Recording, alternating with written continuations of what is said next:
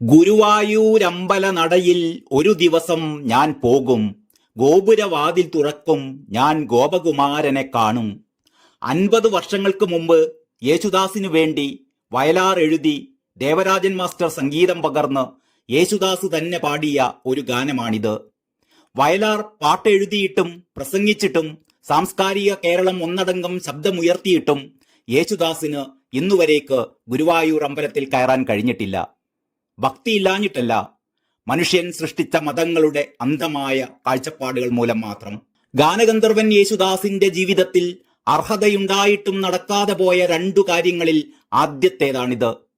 ഇനി അടുത്ത കാര്യം, ഇന്ത്യൻ ചലച്ചിത്ര രംഗത്ത് ഒരു കലാകാരൻ നൽകുന്ന സമഗ്ര സംഭാവനകളെ മാനിച്ച് ഭാരത സർക്കാർ സമ്മാനിക്കുന്ന ഏറ്റവും ഉന്നത പുരസ്കാരമാണ് ദാദാ സാഹിബ് ഫാൽക്കെ പുരസ്കാരം.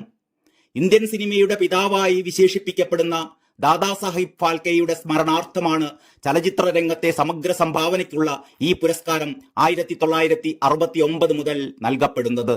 കഴിഞ്ഞ അരനൂറ്റാണ്ടിനുള്ളിൽ മലയാള സിനിമയും മലയാള ചലച്ചിത്രകാരന്മാരും ഒട്ടേറെ ദേശീയ പുരസ്കാരങ്ങൾ നേടി രാജ്യത്തിന്റെ അഭിമാനം വാനോളം ഉയർത്തിയിട്ടുണ്ട്.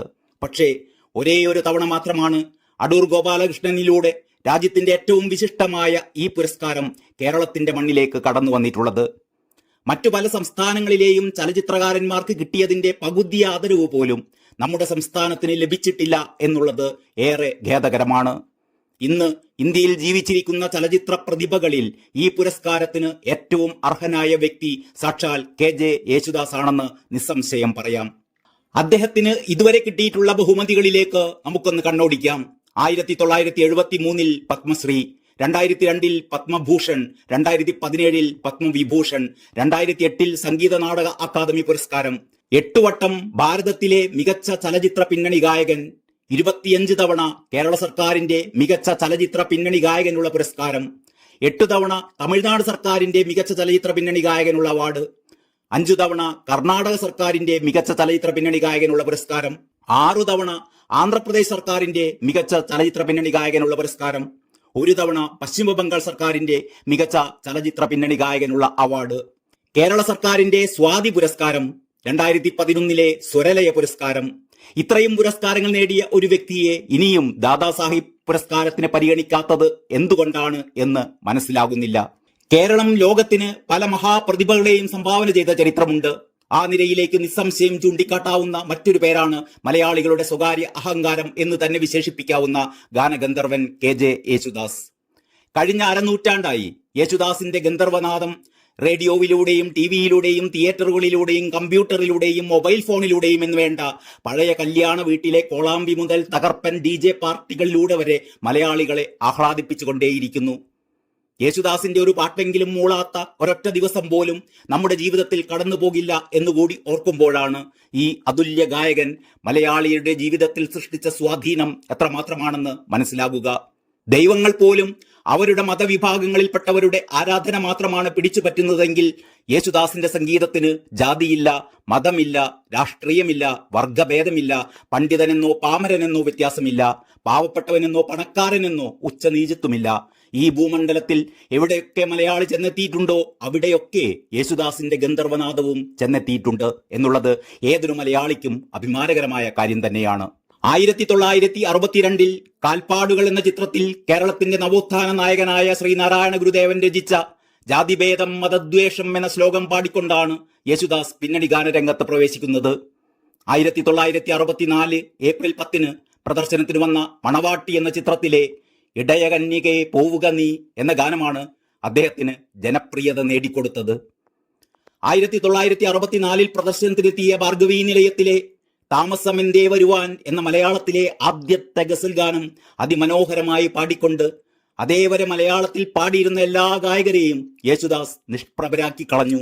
ഈ ഗാനത്തിന്റെ വശ്യതയും ശബ്ദ സൗകുമാര്യവും കേട്ടിട്ടാണ് മലയാള ഭാഷയിലെ ആദ്യ ജ്ഞാനപീഠ ജേതാവും പ്രിയ കവിയുമായ G. ശങ്കരക്കുറുപ്പ് യേശുദാസിനെ ഗാനഗന്ധർവൻ എന്ന് വിശേഷിപ്പിച്ചത്.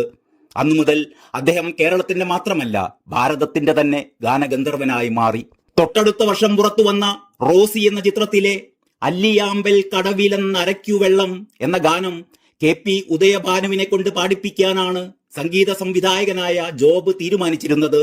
എന്നാൽ ഉദയഭാനുവിന് സുഖമില്ലാതിരുന്ന കാരണം അദ്ദേഹത്തിന്റെ അനുഗ്രഹാശിസുകളോടെ ഈ ഗാനം യേശുദാസ് പാടുകയും ആ പാട്ട് എക്കാലത്തെയും സൂപ്പർ ഹിറ്റ് ആവുകയും ചെയ്തതോടെ യേശുദാസ് അല്ലാതെ മറ്റൊരു ഗായകനെ കുറിച്ച് ചിന്തിക്കാൻ പോലും ഇട നൽകാത്ത വിധത്തിൽ ഈ ഗായകൻ മലയാള ചലച്ചിത്ര സംഗീത ലോകത്ത് തന്റെ ആധിപത്യം സ്ഥാപിച്ചെടുത്തു. ഭാവഗായകനായ ജയചന്ദ്രൻ ഒഴിച്ച് ഇന്നും യേശുദാസിന്റെ സ്വരമാധുരിയോട് കിടപിടിക്കുന്ന മറ്റൊരു ഗായകൻ നമുക്കുണ്ടായിട്ടില്ല എന്നുള്ളതല്ലേ യാഥാർത്ഥ്യം.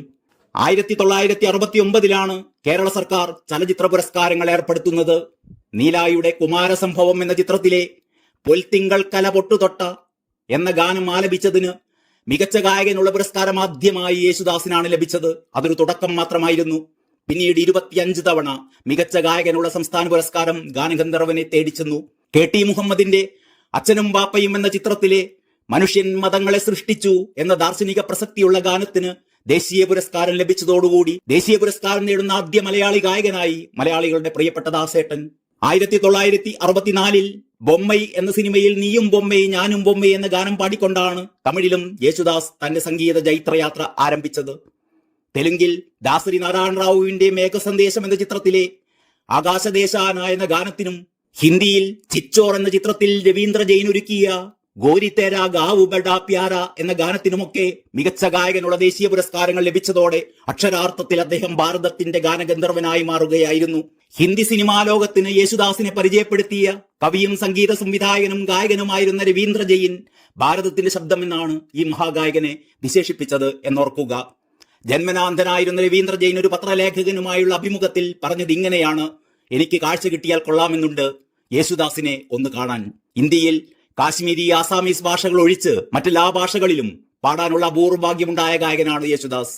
ആലാപനത്തിൽ മാത്രമല്ല, സംഗീത സംവിധാനത്തിലും യേശുദാസ് തന്റെ പ്രാഗൽഭ്യം തെളിയിച്ചിട്ടുണ്ട്. മുട്ടത്തു വർക്കിയുടെ അഴകുള്ള സെലീന എന്ന നോവൽ KS സേതുമാധവന്റെ സംവിധാനത്തിൽ ചലച്ചിത്രമായപ്പോൾ ആ ചിത്രത്തിന്റെ സംഗീത സംവിധാനം നിർവഹിച്ചത് യേശുദാസ് ആയിരുന്നു. ചലച്ചിത്ര സംഗീത രംഗത്ത് മാത്രം ഒതുങ്ങി നിൽക്കാതെ കർണാടക സംഗീത രംഗത്തെ കുലപതിയായിരുന്ന ചെമ്പൈ വൈദ്യനാഥ ഭാഗവതരുടെ ശിഷ്യനായി സംഗീത കച്ചേരികളിലൂടെ ആ മേഖലയിലും യേശുദാസ് നിറസാന്നിധ്യമായി മാറിയിരുന്നു.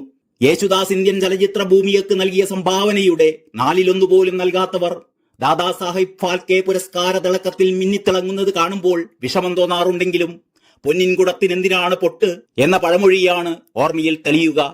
യേശുദാസിന് വേണ്ടി കേരളം ഒന്നടങ്കം അണിനിരക്കേണ്ട സമയം അതിക്രമിച്ചിരിക്കുന്നു.